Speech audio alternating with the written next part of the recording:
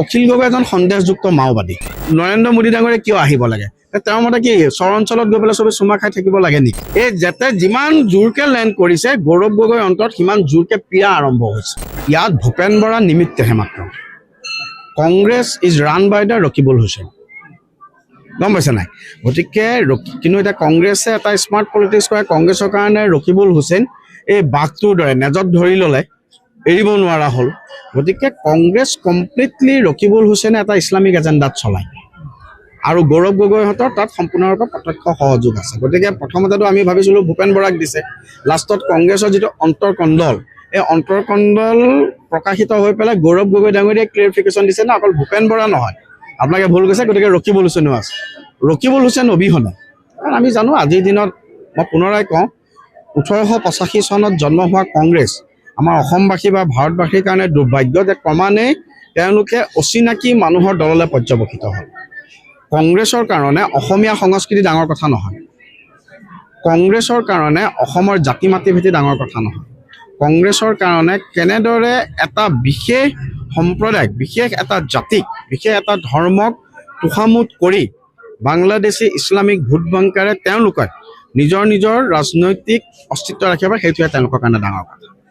এটা কথা অসমৰ ৰাইজে বুজি উঠিছে সচেতন ৰাইজে বুজি উঠিছে গতিকে এই মই পুনৰাই কৈছোঁ কংগ্ৰেছৰ যিটো এলায়েন্স পলিটিক্স কংগ্ৰেছে মিত্ৰতা কৰিব নোৱাৰে কংগ্ৰেছে ইলেকশ্যন কেন্দ্ৰিক ৰাজনৈতিক আসনহে বুটাব কৰিব কাৰণ তেওঁলোকৰ এইটো কালচাৰে নাই তেওঁলোকৰ অন্য দলৰ প্ৰতি সন্মানে নাইকিয়া তেওঁলোক সকলোৱে অহংকাৰত মত্ত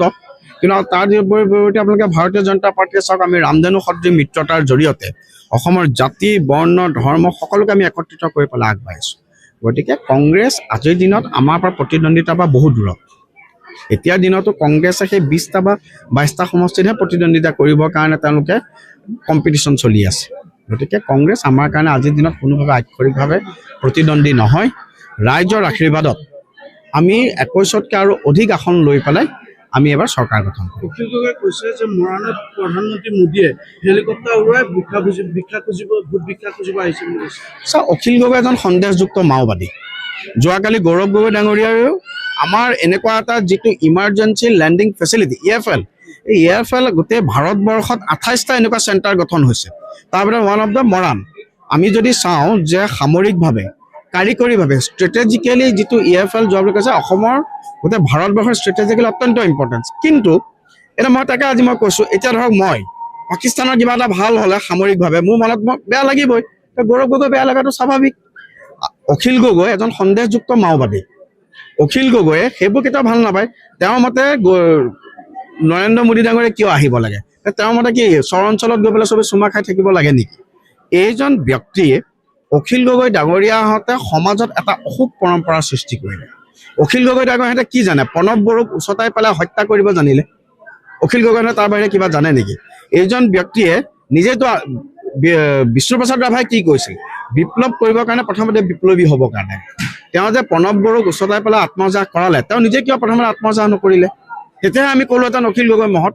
অখিল গগৈহঁত সন্দেহযুক্ত মাওবাদী গতিকে অখিল গগৈহঁতে ভাৰতবৰ্ষৰ সামৰিক শক্তি বৃদ্ধি হোৱাটো কেতিয়াও নিবিচাৰে গৌৰৱ গগৈ আপোনালোকে ইতিমধ্যে জানেই গতিকে জুলুঙাৰ মেকুৰী ওলাই পৰিছে ইয়াত কালি মৰাণৰ ৰাজপথত জেটখনে যেতিয়া লেণ্ড কৰিলে এই জেটে যিমান জোৰকে লেণ্ড কৰিছে গৌৰৱ গগৈ অন্তত সিমান জোৰকে পীড়া আৰম্ভ হৈছে আমি তেখেতৰ বডি লেংগুৱেজত বুজি পাইছোঁ মোৰ গৌৰৱ গগৈ ডাঙৰীয়া আৰু অখিল গগৈ ডাঙৰীয়ালৈ সম্পূৰ্ণ সমবেদনা আছে ভাৰতবৰ্ষৰ সামৰিক শক্তি তেওঁলোকে এইখিনি এটা ঝলক দেখিছে ইয়াতকৈ অধিক দেখিবলৈ আপুনি বিচৰা বাতৰি পাব কেৱল নিউজ 18 এপত